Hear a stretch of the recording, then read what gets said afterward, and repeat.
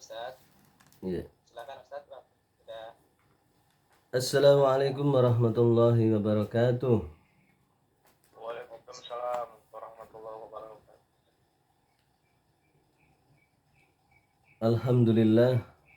Alhamdulillahirabbil alamin wassalatu wassalamu ala Rasulillah wa ala alihi washabihi ajmain, amma ba'du. Subhanaka la ilma lana illa ma 'allamtana innaka antal alimul hakim.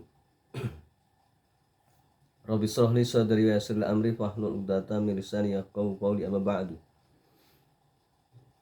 Qala Allah Ta'ala fi kitabil aziz, a'udzu billahi minasyaitonir rajim. Bismillahirrahmanirrahim. Ya ayyuhalladzina amanu taqullaha wal tanzur nafsum ma qaddamat lighadin wattaqullaha innallaha khabirum bima ta'malun. Wa la takunu kalladzina nasullaha fa ansahum anfusahum ulaika humul fasiqun. Al-ayah. Wa qala nabiyyu sallallahu alaihi wasallam, ya abdallah kun fid dunya ka'annaka 'abirus sabil aw gharibun. Alhamdulillah, kita bisa bertemu kembali di pagi yang cerah ini ya. Ini pagi yang luar biasa ya. Pagi yang penuh berkah ya. Dan kebiasaan ulama dulu adalah setiap pagi itu mengkaji ilmu-ilmu Allah, mulai dari Al-Quran, Al-Hadis, Sunnah, dan lain-lain ya. Bahkan di Masjidil Haram ya, termasuk juga di Masjid Nabawi ya, yakni di sana diadakan halqah ya. Jadi dari dulu sampai sekarang ya, yaitu ada halqah tafsir, nanti ikut Abdullah bin Abbas ya, ada halqah fikih Abdullah bin Umar ya, ada halqah misalnya kisah atau tarikh ya, ada halqah balaghah ya. Bahkan ada satu ulama itu yang memiliki kemampuan yang luar biasa, memiliki semua cabang ilmu itu, dan setiap pelajaran itu yang berganti muridnya ya. Ada salah satu ulama yang sebenarnya ini juga banyak, tetapi dikisahkan ada salah satu ulama itu pada jam sekian ya, itu ngajar tafsir, kemudian berikutnya ngajar hadis, berikutnya ngajar balaghah. Maka yang ganti itu muridnya, masya Allah ya. Ya luar biasa lah ya. Dengan segenap kemampuan kita mencoba ngalap berkah ya. Paling tidak ya seminggu sekali ini ya. Ini meskipun sedikit flu ya. Jadi sudah hari apa kemarin ya? Puncaknya itu hari Rabu Kamis. Ya. Jadi mulai Selasa tanda-tanda, tapi ini alhamdulillah ya. Jadi sakit ini alhamdulillah, karena apa? Sakit itu dasarnya adalah supaya kita banyak istirahat ya, dan mengurangi dosa. Allah memberikan tanda-tanda supaya kita itu tidak memporsir tenaga kita, dan sinyal tubuh itu adalah sakit ya. Jadi sakit itu sebenarnya banyak hikmahnya, banyak kebaikan ya. Jadi mengurangi dosa, meningkatkan derajat, supaya merefresh, kalau dalam bahasa IT-nya itu merefresh. Jadi HP atau laptop kalau sering dipakai terus itu kan agak error ya. Virus mudah masuk. Nah, adanya sakit itu di refresh. Karena sakit itu sendiri ada durasinya. Jadi seperti hidup ini ada durasinya ya. Kira-kira Pak Udin ini durasinya berapa ini? Udah datang belum nih? Kebuli udah datang belum?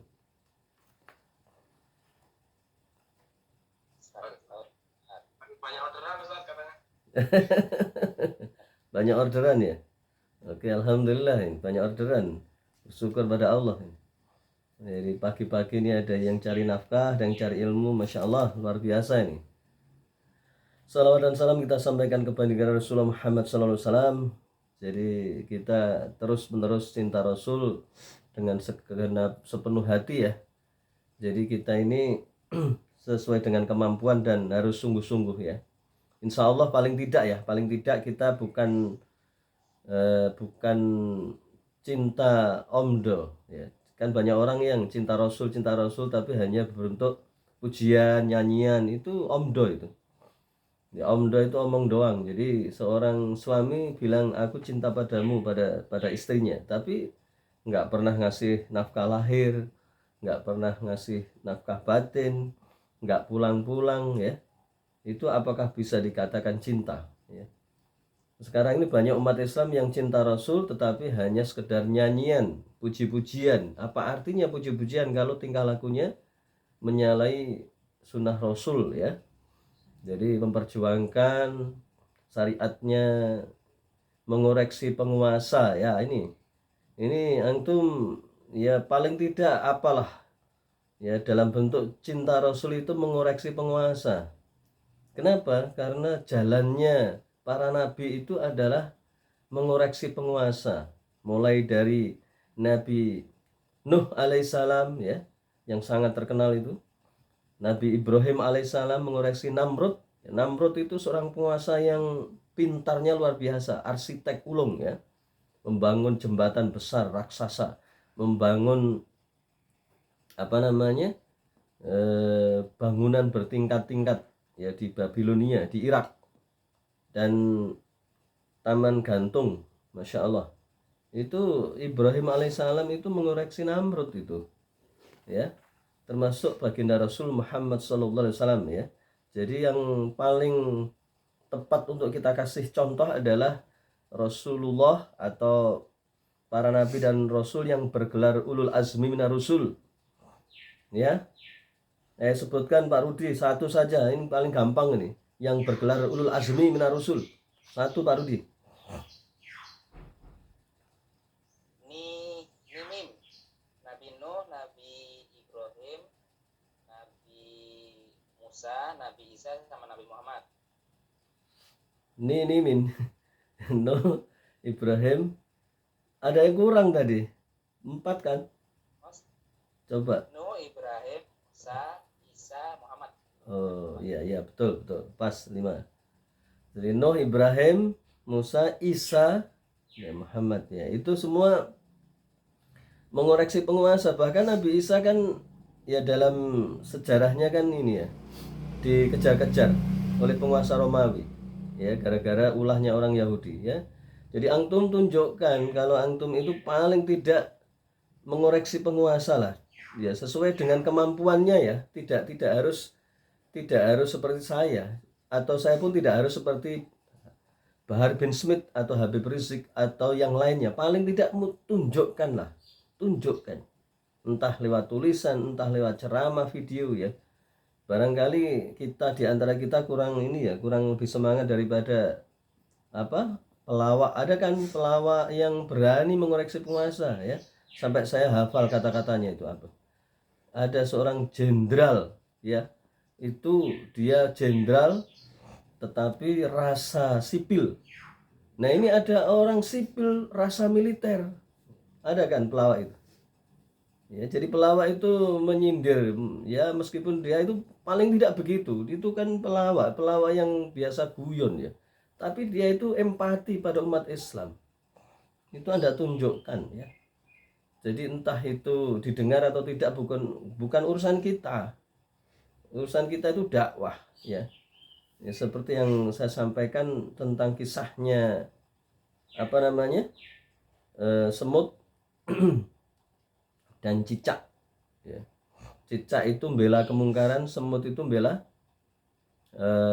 Nabi Ibrahim alaihissalam ya, dengan membawa air. Coba bayangkan, ini sebenarnya tamsil saja ya. Kisah-kisah seperti ini sebenarnya kisah-kisah Israiliyat. Nggak apa-apa kalau untuk sebuah semangat. Bukan peristiwanya itu yang kita kaji, tetapi ibroh di dalamnya itu apa kan gitu kan.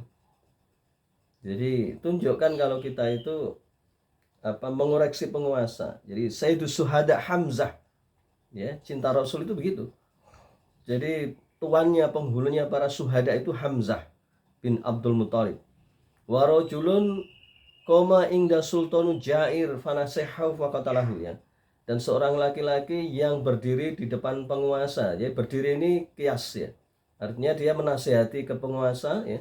Kemudian penguasanya itu membunuh dia. Ya. Ya, meskipun sekarang ini belum sampai ya ada sih yang dibunuh ya. Ya dibunuh, ada yang diracun, ada yang gini. Ya insya Allah mereka mungkin ketika di dunia ada yang menghina, mengatakan apa radikal atau fundamentalis, radikalis, itu kan di dunia saja. Di akhirat mereka itu luar biasa. Jadi bersyukurlah kalau kita punya teman ya yang dikasih ujian ya. Ada salah satu teman saya itu ya Masya Allah luar biasa dia. Dia dulu ngajinya biasa-biasa saja ya, biasa-biasa saja. Tapi alhamdulillah ya, beliau pernah di penjara ya akhir-akhir ini ya. Beliau keluar dari PNS ya kan, PNS ya. Kemudian ketika nulis sebuah tulisan itu beliau ditangkap. Ya, itu lepas daripada kita harus pakai strategi ya. Dan memang harus pakai strategi ya. Jadi paling tidak kita tunjukkan lah bahwa kita tidak suka dengan kedoliman yang sekarang sedang marak-maraknya dan sedang digelar oleh penguasa zalim di negeri ini ya. Kita harus sampaikan bahwa apa kebijakan negeri ini sangat tidak adil, tidak pro Islam, tidak pro kaum muslimin. Jadi umat Islam menderita di negerinya sendiri. Bismillahirrahmanirrahim. Ini tadi saya juga saya sampaikan biasanya saya dapat dari 3 ya kalau nggak salah ya. Dari Ustadz Fauzi, dari Pak Salman, atau kadang-kadang dari Pak Wid ya. Ini tadi saya nyari kok nggak ada sampai jam 5:30 ya. Terus saya telepon ke Pak Salman sama Pak Wid, katanya di share di Pak Fauzi. Ternyata saya cek ada, cuman karena beliau Ustadz Fauzi ini sering ngirim WA banyak ya, jadi saya tidak teliti. Ternyata di kiriman banyak itu terselip ini apa namanya link. Nah ini agak sedikit terlambat, nggak apalah. Bismillahirrahmanirrahim. Jadi kita membahas tentang takwa ya. Ini hati, karena kita tazkiyatun nafas ini adalah membersihkan hati, di mana sekarang ini bahasan-bahasan ini sangat langka ya. Dengan banyaknya medsos ini, orang tersibukkan dengan medsos ya. Dan perkara hati, kajian-kajian seperti ini tuh sekarang langka. Kalau dulu ketika di dalam masa-masa tahun 90-an, 80-an, apalagi 70 ya, ketika teknologi masih sederhana, itu banyak sekali kajian-kajian ini ya. Nah sekarang hampir-hampir sulit orang mengandalkan YouTube atau mengandalkan Google ya, padahal itu benda mati, tidak ada kekuatan. Saya ngaji pakai online ini aja sebenarnya kurang serp ya, karena tidak ada sentuhan ya. Jadi ngaji itu memang harus ada sentuhan spiritual, jadi harus ada gerak. Ya kalau ini seperti ini, Anda ini kan melihat HP ya, melihat laptop. Meskipun ya mending daripada tidak kalau kita bahasanya begitu. Nanti kapan-kapan insya Allah kalau sudah sembuh kita harus kumpul ketemu ya. Supaya kekuatan ilmu itu harus kena gitu ya. Ya jadi, dan seperti ini kan saya juga tidak tahu ini mana yang ngantuk ini. ini tolong dijaga sendiri-sendiri ya.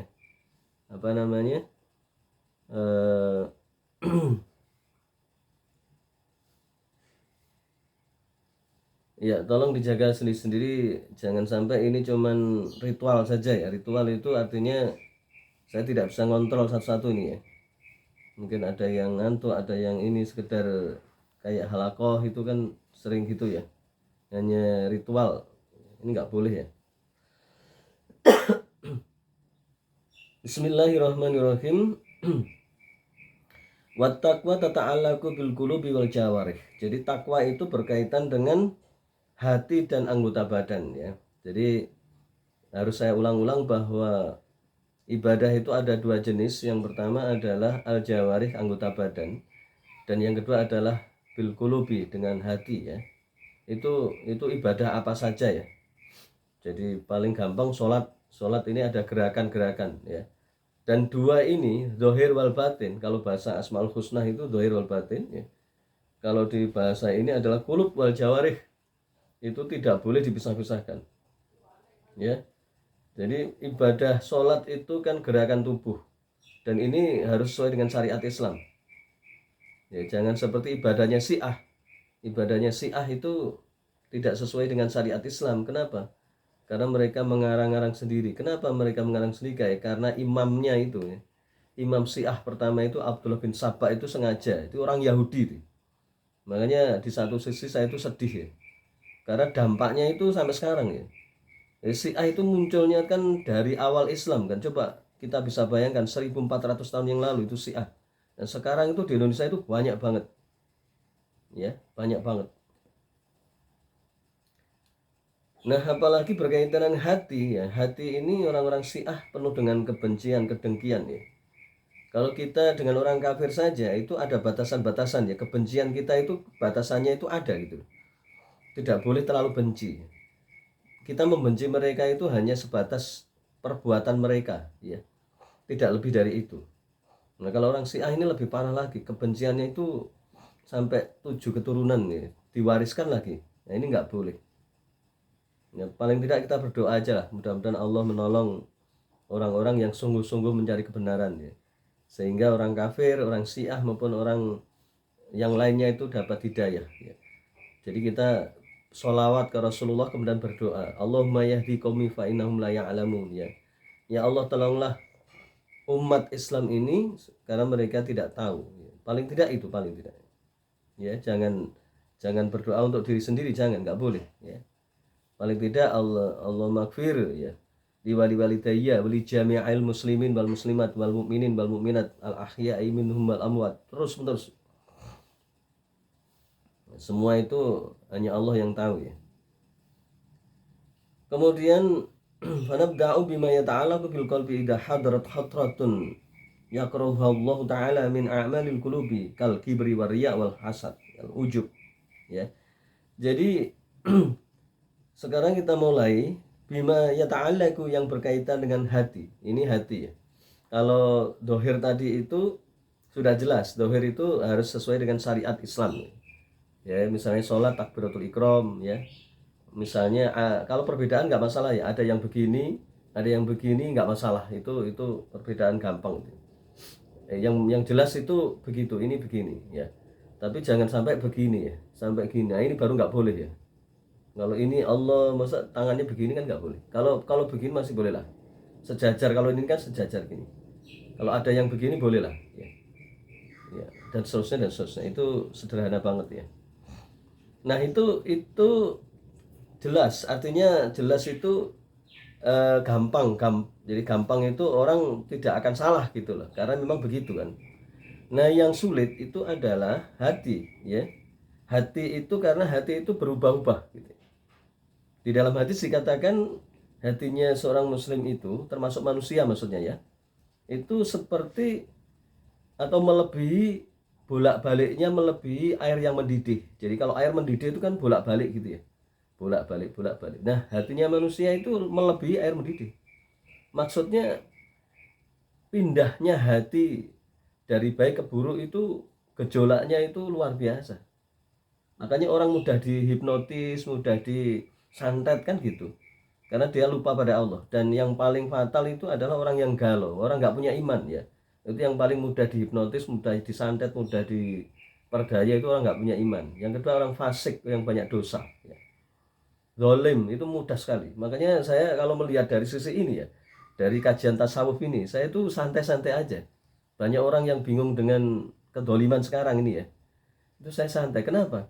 Lawang orang dolim tuh ya, rahasianya di sini itu nggak pernah aman, nggak pernah tenang dia. Kenapa? Orang dolim itu temannya pasti orang dolim.